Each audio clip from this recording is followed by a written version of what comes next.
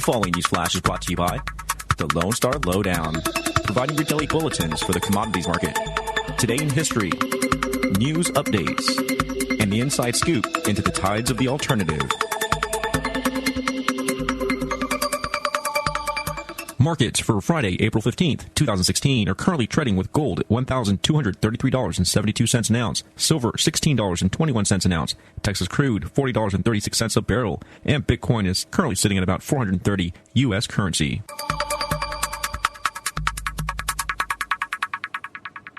Today in history, the year 1865, Abraham Lincoln is shot at Ford's Theater in Washington, D.C. Honest Abe died today in history.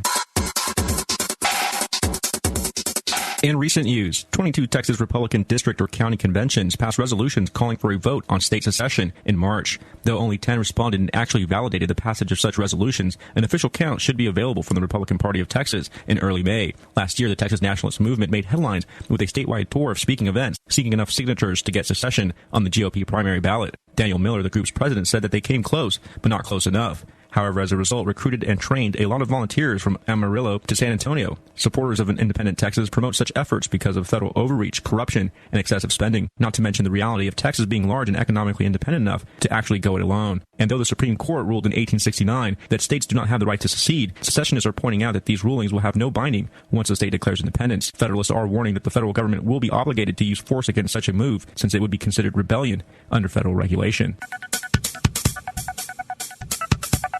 150 federal to state law enforcement from various agencies assisted the Seguin Police Department with dozens of arrest warrants targeting Mexican mafia operations trafficking heroin and cocaine into Seguin and New Braunfels. This mass-coordinated effort, 18 months in the planning, was set in motion when indictments unsealed Friday charged defendants with a conspiracy to possess and intent to distribute controlled substances.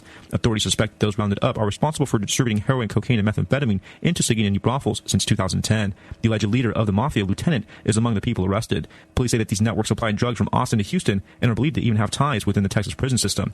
It does seem police have found themselves a cozy permanent job waging the drug war. Unfortunately, these indefinite efforts will continue to remain so because of the criminalization of drugs themselves, consequently bringing in cartels, violence, smuggling, and millions of tax dollars gone to waste. This is Rick Brody with your lowdown for April 15th, 2016.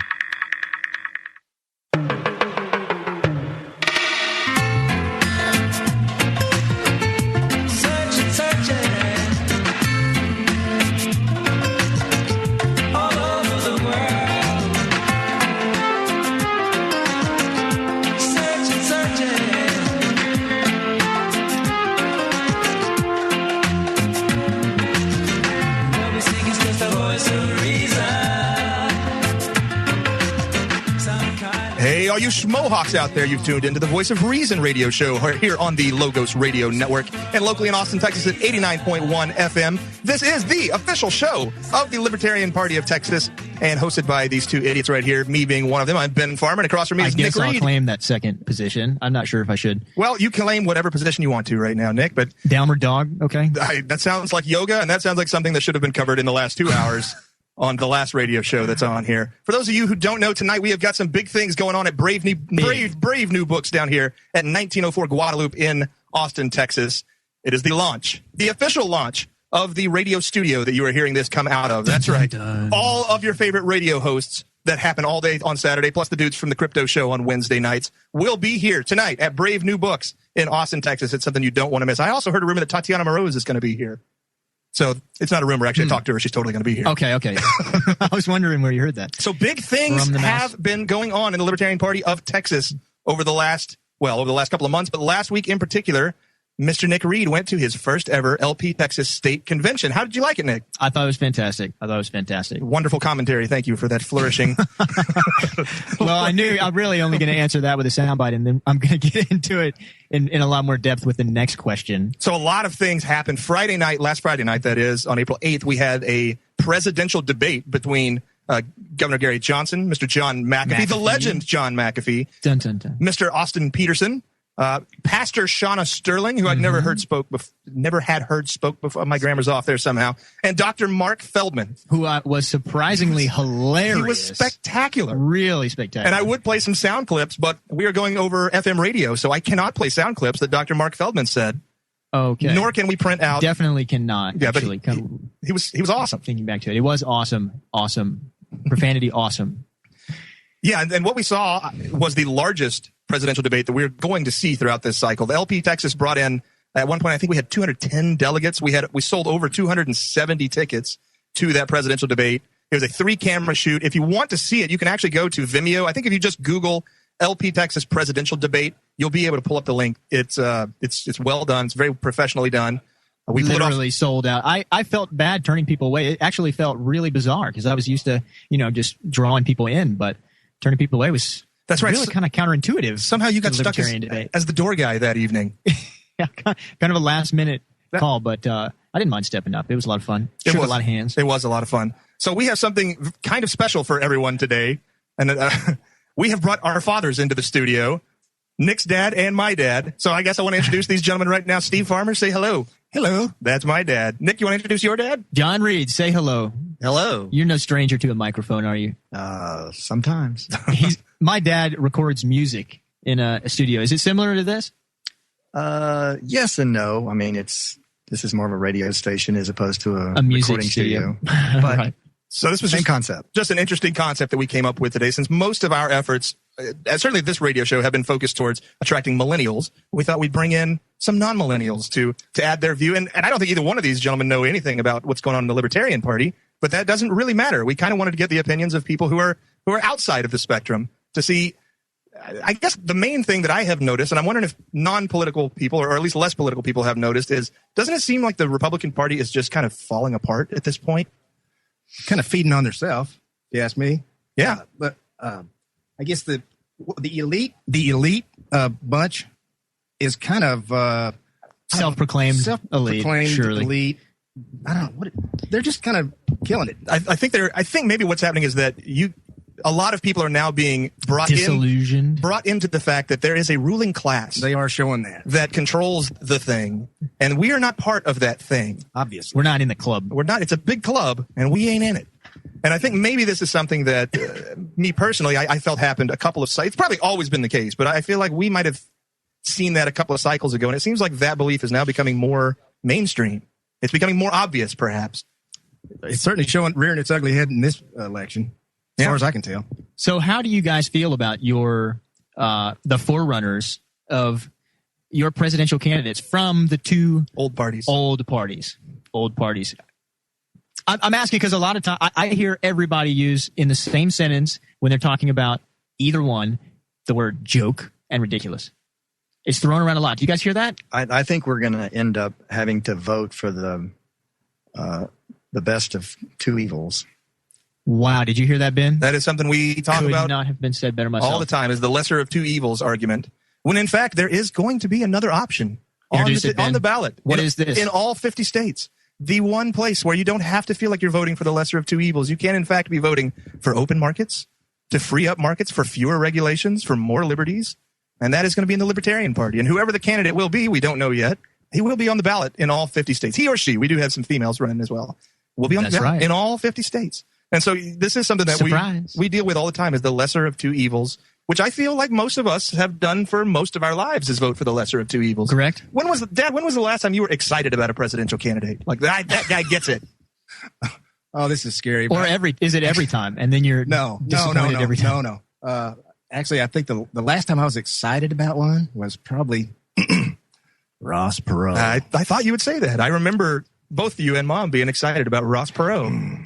And that didn't work out so well. Well, that was a very interesting election. It's one of my favorite elections to look at historically. Ross Perot was leading. He was leading both Clinton and the incumbent Bush going all the way into June. And when he suddenly dropped out of the race. And he said he dropped out of the race because his daughter was getting married and he wanted to focus on that. And nobody bought it. And I don't know that anyone really remembers this, but this is, if you read through history, this is what happened. Dropped out of the race completely, suddenly gets back into the race in October, so that he's still on the ballot, and he still pulled off like 18% of the vote. But he was leading going into that. And we often wonder in political science, what happened? What deal was made behind the scenes? Behind the curtains? Right. And I don't know that we'll ever know what that answer will be. We don't. We just go to the show. It's like WWF wrestling. And you see the show on the outside, and they're all enemies, and they're all fighting, and it looks so real. But back screen, behind the curtain, we all know that it's choreographed, and there's all kind of stuff going on. Mr. Reed, what generation are you? Sorry, go ahead. I was going to ask, do you remember the last presidential candidate that you were like excited about? Ronald Reagan. Okay. In 80. Mm-hmm. Yeah. A lot of people were very excited about Ronald Reagan. He was coming in after the really disastrous Jimmy Carter presidential time that he had there. We had an energy crisis going on at the time. We were deep into the Cold War. A lot of the same problems that we faced at that time we're facing today. It's a different kind of a war that we're fighting today, but we're clearly not using the right tactics to win it because it's just playing whack-a-mole. So very, very similar to what President Reagan faced going in is I think our next president's going to face as well, as far as our foreign policies and the way we deal with foreign terrorism or domestic terrorism, either one. And maybe we'll be crawling under our desks doing bomb drills in school. That's true. Are both of you guys baby boomers? I do remember that. I do remember that. Wait, so is your generation the baby boomer generation? That's what they call them. Or is it the Generation X? Or I think it's the generation after me. I don't know. But I've always wondered how climbing under my desk was going to save me from an atomic bomb. But it wasn't. That wasn't very good planning, I think. But, what else did they have? Put your hands over your head. head. Put your hands over your head. Get on your desk. That'll stop the nuclear fallout. Close your eyes. Yeah. I wonder if that speaks to kind of a fundamental difference that we have, that when we look at government that we had versus how y'all's parents looked at government. They trusted them. And they trusted when they said things like get under your desk. They said, well, clearly that's the best we have. All they had. Whereas I think our generation, millennials, kind of look at government and go, we don't trust those guys. Those are the guys who take money out of our paychecks before we even get it. If that's not theft, I don't know what is. Before I even get it, they take money out of my paycheck. They're the ones who send us to wars that we don't believe in, to fight enemies that we can never to fight ideas, I guess. I don't know how you beat terrorism. You can beat the Third Reich because that's a goal. Like that's a thing you can beat. Terrorism, it seems to me we just keep creating more terrorism every time we do that sort of thing. But do you guys think that maybe that's a justified fundamental difference in the way we look at government, or do you think we're just off base by not trusting the government? I think you have to somewhat distrust the government to keep them honest. Your comment about taking money out of your paycheck, I am not against taxes because you have to pay for public services somehow. What I'm against is how the government spends the money, or should I say wastes the money. So Ben, this was something I was thinking about. This is a fundamental difference that I think we can notice between the baby boomer generation and the millennial generation, and that is the approach to taxes. Their approach, the way that they experienced the evil of taxes, was the way that it was used. Is that a fair summary? That it's just not being used properly. It's just not coming back to us in the right way. Have you ever seen that shrimp on that treadmill? Yeah, shrimp on the treadmill. You haven't seen that? There's a YouTube video. They're studying how fast this shrimp can run. On. We paid for that. I can't remember how. It was a six-figure deal. I don't know what it was. And that makes you mad? A little bit. Like that in, yeah. Well, sure. That's a perfect example, actually. And there's some of the mountains of things. Now, probably the waste on that was a couple of $100,000. But, our government is now $17 trillion in debt. So even something like that is a small amount of the kind of waste that we experience through the current system that we have. Wait, I'm sorry. I have to give another example. So watchdog.org, you've heard the example that's not really an example of, government wasting $500 golden toilet seats. Sure. Yeah. The $20,000 hammers and that sort of thing. Yeah. Watchdog.org put out an article on how San Antonio just spent $110,000 per toilet to have these public toilets put up using tax debt. It was was insane. That is a crappy waste of tax dollars. So I think we're going to get some more into this, the difference between the way the baby boomers look at government and the way the millennials look at government, when we get back here on the Voice of Reason radio show here on the Logos Radio Network and locally at 89.1 FM in Austin, Texas. It's the official radio show of the Libertarian Party of Texas. Go to lptexas.org. We'll see you right after this break. This is the Logos Radio Network. Whoa, amber is the color of your energy. Whoa, shades of gold displayed naturally. You want to know what brings me here? Glide through my headline. Oh, welcome back to the Voice of Reason radio show here on the Logos Radio Network and locally at 89.1 FM, coming into your ear holes from our mouth holes all over the world, really. The last show has hosts from Australia. That was terrible. Australia. False as yeah, I'm there. I feel good about it. All right. This is the official show of the Libertarian Party of Texas. To get involved with the Libertarian Party of Texas, go to lptexas.org and tickle that donate button, or fiddle around with the old get involved button. You know, we just were given hey, and John is holding up the Voice of Reason radio show sign. That looks great, man. Thank you. Fantastic. And which you can see tonight if you come to Brave New Books between 6 and what time does it end, John? 8? 9. 6, between 6 to 9, 6 till John falls asleep face first on the ground. Or says get out. Covered in diesel fuel. That's when the party ends tonight at 1904 Guadalupe in Austin, Texas on West Campus area. It's the Brave New Bookstore. Come on down. Everything's going to be pretty cool. If you've never been to the Brave New Bookstore, there's all kinds of fun things to do in there. There's fun little conspiracy theory books to read. There's things to buy with Bitcoin. Yeah, there's a bunch of like health products you can get. One product in particular that brings many of these shows to us is My Magic Mud, which is it's health for your teeth. Mm-hmm. All kinds of wonderful things. So today, Nick and I have our fathers in the studio with us. Getting a second generational opinion on the libertarian platform. Well, or just on politics in general. I suspect that things are far different now than they were when our fathers were our age. Things are very different now. Tax rate is far exceeds what they had to deal with. When Inflation is up. When you guys bought your first houses, they were probably a nickel, $12,000, $15,000, $13,500. $13,500. But seriously, bread was a nickel. So, right. But that's I do remember a 10-cent Coca-Cola when I was a kid. Oh, yeah. There's inflation. That's inflation. So a lot of people talk about, well, clearly tax rate is too high, and people say, well, we need to correct the minimum wage. But here's the problem with that argument. There's several. But number one, the minimum wage in 1970, I think, was $1.25 an hour, 1960. It's $1.25 an hour. That was 5 silver quarters, which had a melt value of today that would be a little bit over $15 an hour.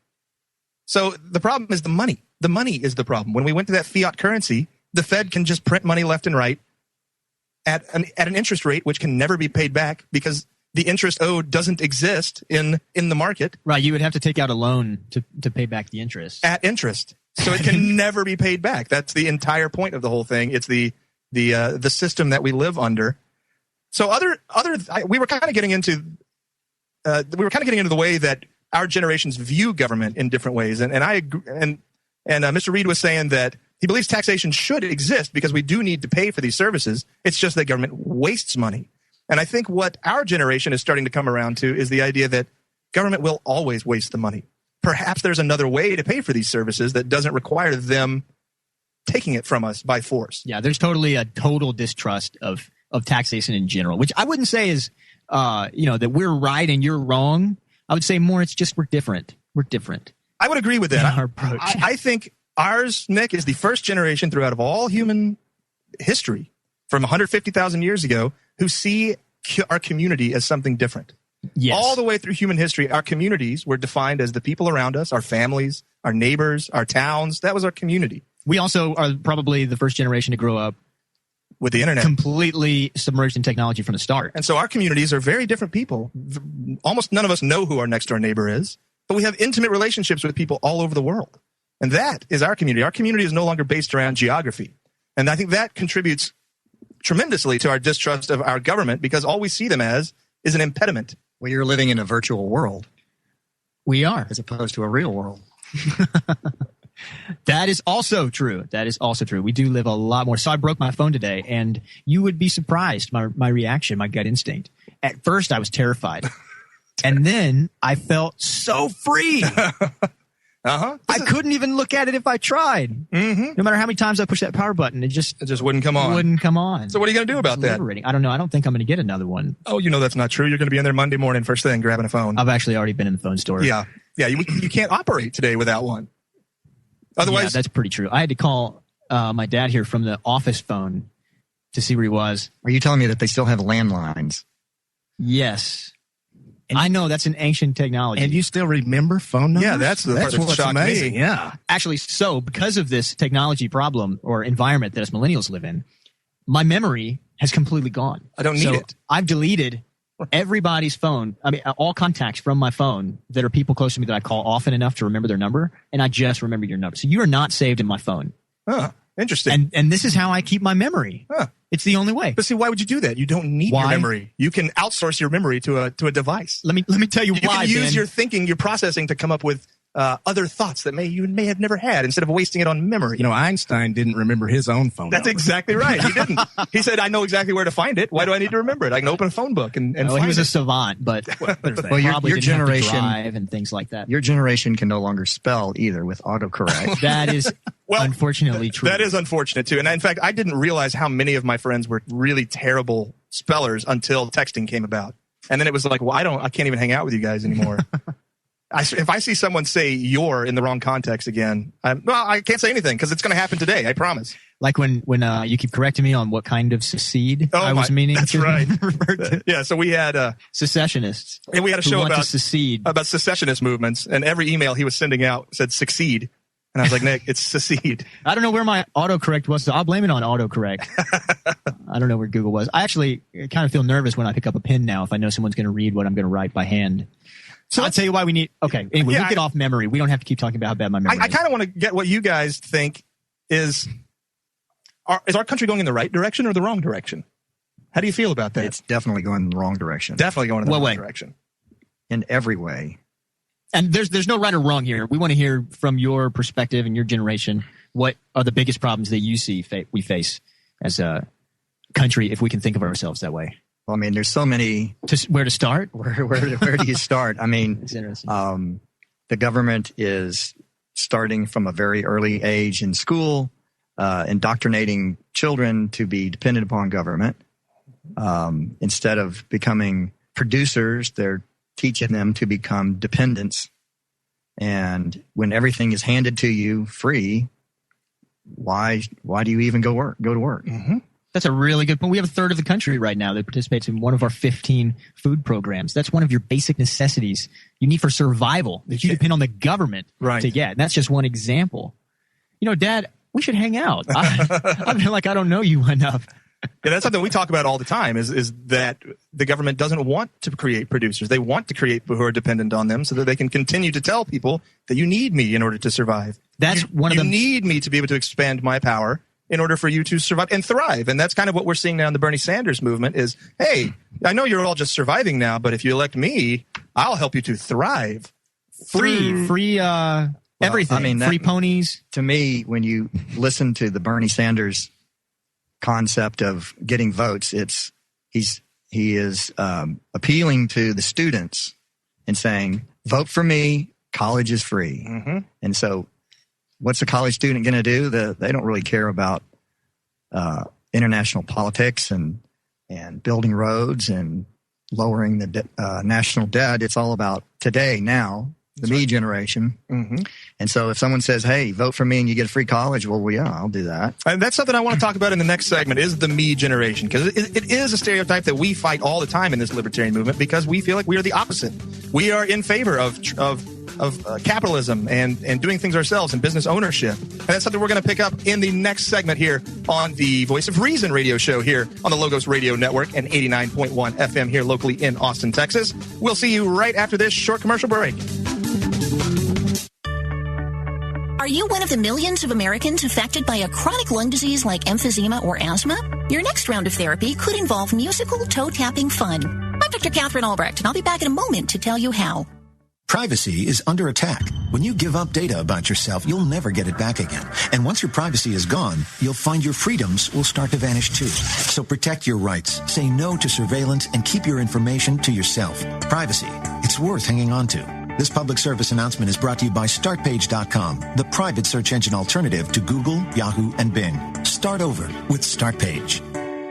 Medical devices are not usually known for being fun, but French musician Frédéric Yonnet has found a surprising alternative to his old asthma inhaler, a harmonica. After years of chronic asthma, Yonnet picked up the harmonica and found his breathing dramatically improved. Pulmonologists say the harmonica is like bodybuilding for the lungs, and patients across the country are using it to ease their breathing troubles. Pulmonologist Mei Li Han explains, to play a song, you have to be able to take a deep breath in and blow out against resistance, which can help strengthen the respiratory muscles. That helps patients relax their breathing and learn to control their airwaves. I'm Dr. Catherine Albrecht. More news and information at CatherineAlbrecht.com.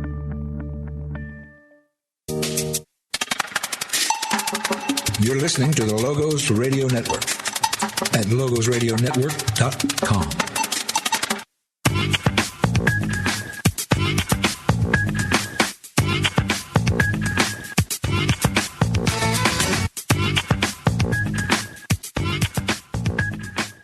Hey, all you schmohawks out there in radio listening land, you're listening to the Voice of Reason radio show here on the Logos Radio Network and 89.1 FM here locally in the beautiful city of Austin, Texas. Don't move here. You are listening to the show of the Libertarian Party of Texas. And to get involved with the Libertarian Party of Texas, go to lptexas.org and click around. We just had elections last week at the state convention. That means we have new officers, new chair, new vice chair, new secretary, new treasurer. And that means that it is time to start filling out our departments again. I'm going to say lucky enough to be interviewed and already hired as the PR director, which means that Nick, you're still in as media coordinator, sir. Is that your invitation? It is. I'll call it an invitation. Yeah. Okay, I accept. All right. Thanks, Nick. Happy birthday, by the way. Thank you. It is my birthday. I guess Nick and I's birthdays are exactly a week apart from one another because yours was last Saturday. Right, our last show. We went go-karting. Was it It was 2 weeks ago. Golly. Right, it was. And Time flies. We did the old go-kart action. And dressed as Mario characters? No, not this time. That would have been better. But yeah, please, if you want to get involved with the Libertarian Party of Texas, go to lptexas.org. You click that Get Involved button. You'll be able to look at different job descriptions and see if you can fit in the PR department or the political action department or the marketing department or the I don't know. There's all kinds of departments up there, and I'm going blank on them right now. But there's all kinds of positions. There's about 45 different positions we need to fill, and we need to do that as quickly as possible because, as you know, it is election season. That is right. The time of year when all libertarians come together to argue with one another over which presidential candidate they support. We do that for about another month until we go to the national convention, which is over Memorial Day weekend in Orlando, Florida. Beautiful Orlando, Florida. If you want to move somewhere, move there. We will be there, Nick and I both. And we will be supporting all kinds of things, the presidential candidates who we want to see win the nomination. We're going to be voting for different platform changes, different rules changes, and just generally having a great time. If you want to get involved with that, go to lp.org and check out how you can get involved with the national convention. And then, folks, it's off to the races as the election season happens. And in order to win a large number of voters, which we need to win 5% this year in the state of Texas, we're going to have to win over millennial voters. And so we have pulled in two of our favorite, not millennials, baby boomer voters. I think we've got millennial voters. We're going to need those too. But we need to pull in baby boomer voters. So we have pulled in today two of our favorite baby boomers, and that is my dad, Steve Farmer, and Nick's my dad, John Reed.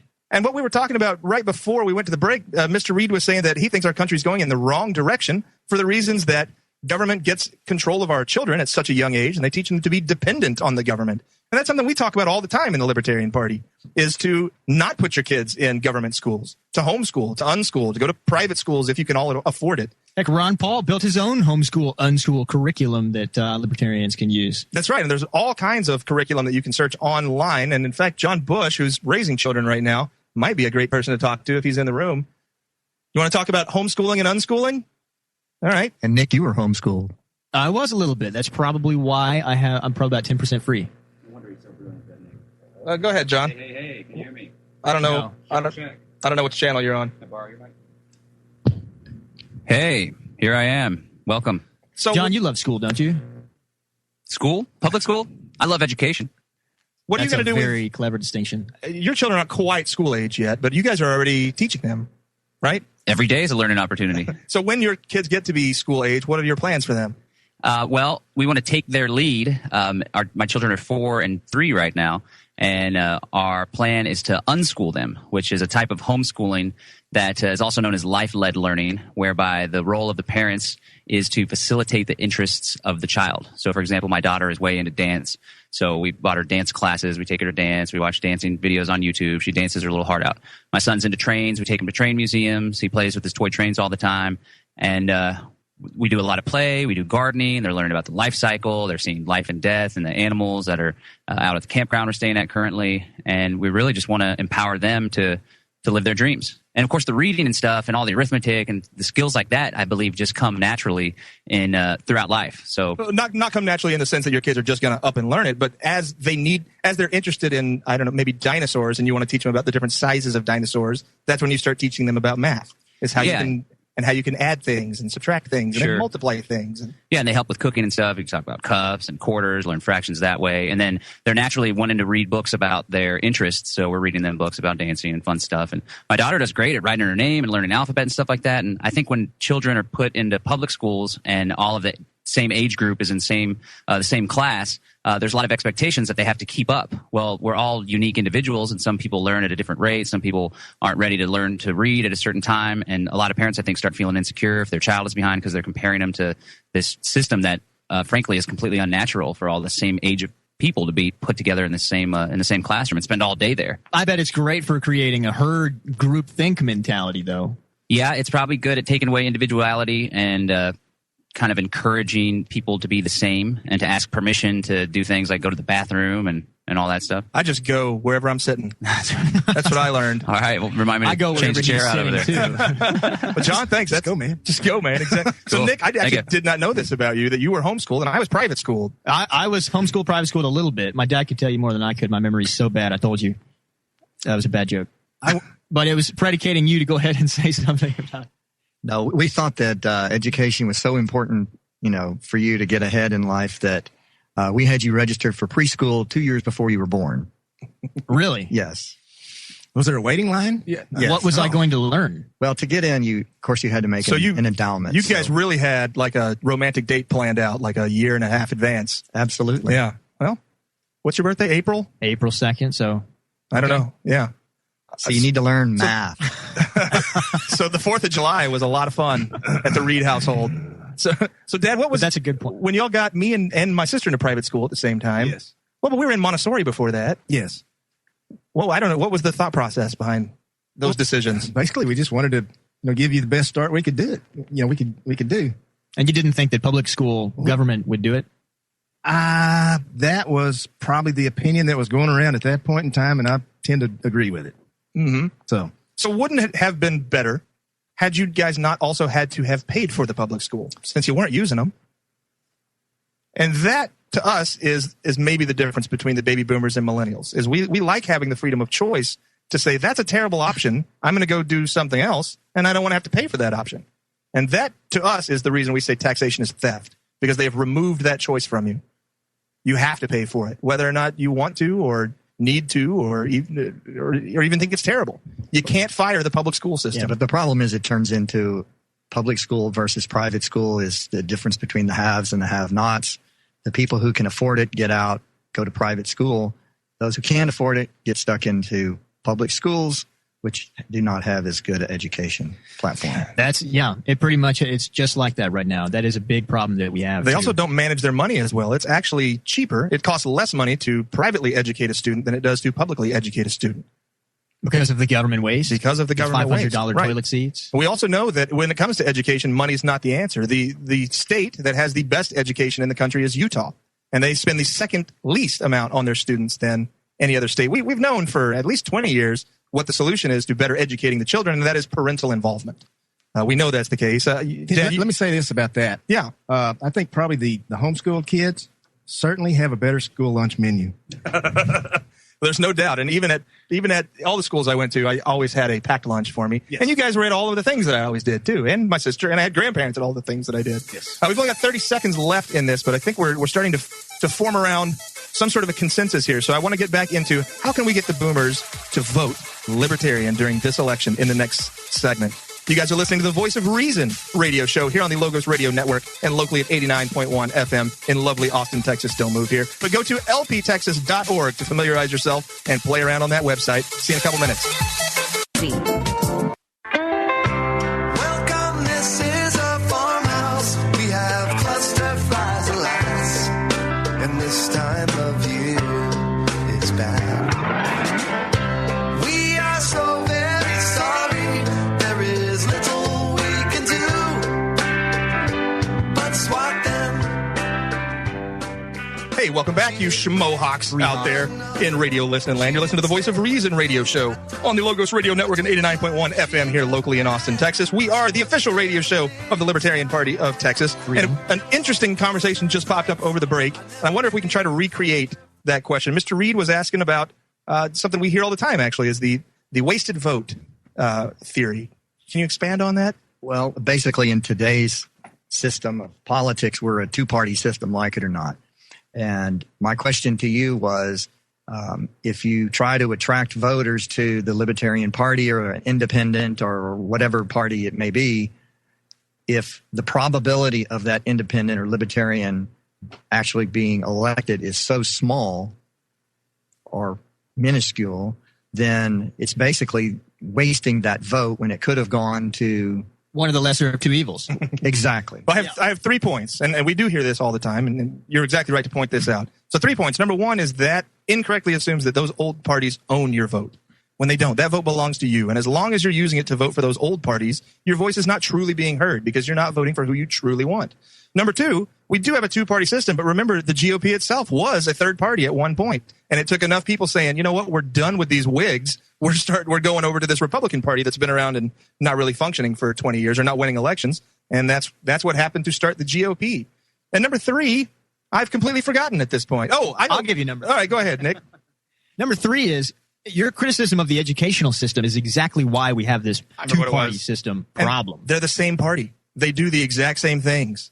The Republicans and Democrats, they both we know what happens when we elect them. We get more taxes, we get more wars, we get fewer freedoms and less stability. Yeah, you've got the Republican Party that's fiscally conservative, but socially completely conservative. But they're not fiscally conservative. They say they are. That's what they claim on their platform. And then you have the Democratic Party that claims on their platform to be, socially liberal, but also, fiscally liberal too. More taxes and so on. But it's just a smokescreen for the same thing because not only do you really not get the best of both worlds like you would in the Libertarian platform, but their solution for fixing all of your problems more government is more government. Always.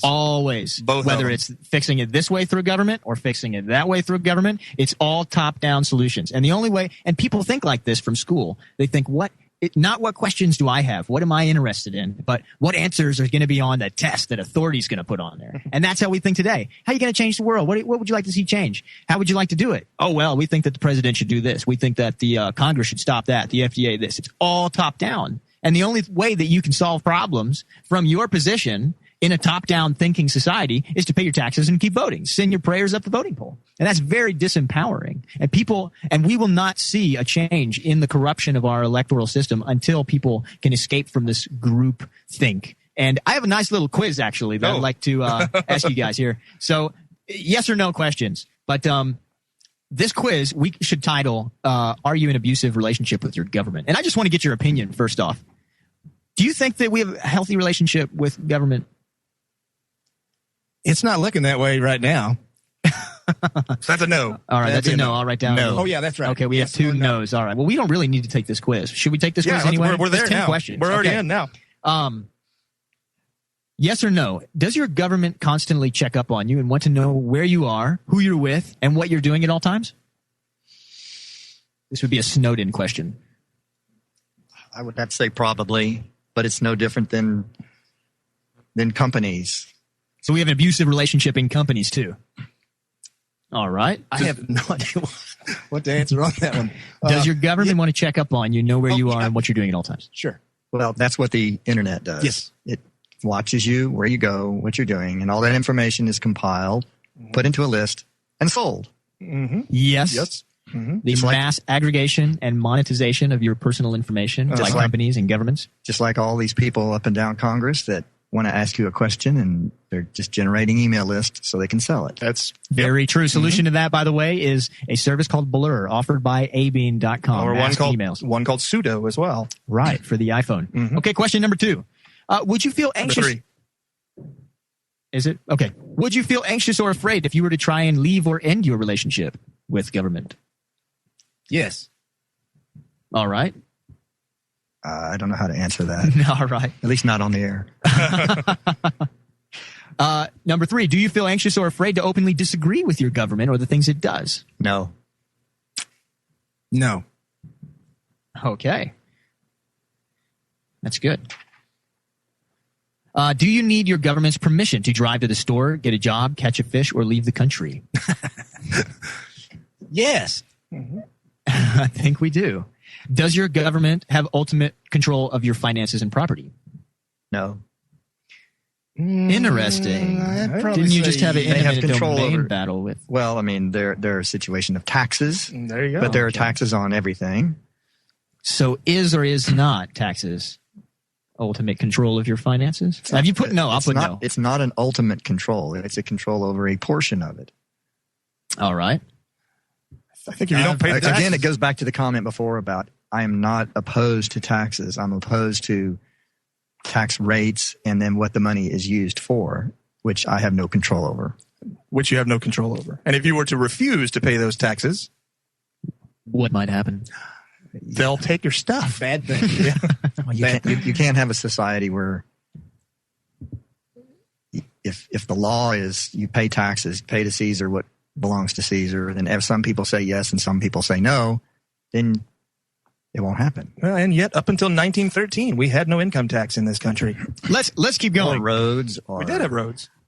We also didn't have automobiles. Does the government often rationalize abusive or controlling behavior as over concern for your safety or because of your lack of good decision-making skills? The cradle to the grave thing it drives me crazy. Yeah. And that's what that is. Mm-hmm. The thing that they know better than you do. Absolutely. Mm-hmm. You don't have the right to drive without All right. a seat. Does your Right, government, right. number 7, does your government ever threaten or intimidate you to give them money or perform certain activities against your will? These questions are taken right from quizzes given to domestic violence victims in abusive relationships. But we've replaced abuser with the word government. Say that question again. Does your abuser ever threaten or intimidate you to give them money or perform certain activities against your will? Does your partner? Does your government? Occasionally. I hate dead airspace, I know, but I'm still trying to figure that one out. I don't know if that fits. Rick. We'll put a maybe. Yeah. All right. Does your government exhibit a king of the castle attitude and is always trying to define the roles and responsibilities in the relationship? Always. Certainly.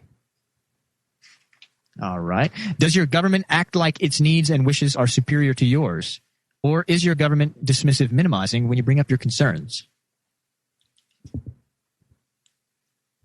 Yes. That was 2 questions. All That's right. 7 and Does 8. your government act like its needs and wishes are superior to yours? Of course. Is your government dismissive and minimizing when you bring up your concerns? Absolutely. All right. Is there a recognizable pattern of abuse in your government's past relationships? This is getting out of hand, man. My God, I'm going to have to go crawling into a corner, I think, after this. I'm going to have to conclude. Let's see here. Yes. That unfortunately you are in an abusive relationship with your government. I've heard you reference that before. I had to bring it in here. The abusive relations. This is from your education in psychology. Right. I worked with victims of abuse, but the parallels between what was going on in an abusive personal relationship and the systemic abuse that people experience was uncanny. There were so many parallels. All I did was I made a quiz that I would ask, someone who was wondering if they were being abused or if this was a healthy relationship, Sure. and replace the word partner with the word government. Well, and it's really a good way of illuminating. To me, it's pretty clear that the government that we have currently is no longer of the people. It's no longer us that we can go and say, this is the kind of government that represents us, because it doesn't. Almost always when you see a police officer pull up, your first thought is, oh no. It's almost never, oh thank God the police are here. Almost never. Well, millennials, we should speak for our generation. When you see one in your rearview mirror, and How to do be y'all fair, feel when you see red and blue lights behind you? Oh, well, that's horrible. But if let's say you called them because something's happening at your house, I'm all for those guys. I want to see them. Sure. Right, okay. And police, to be fair, are just a small part of government control, but they are the boots on the ground type folks. Yeah.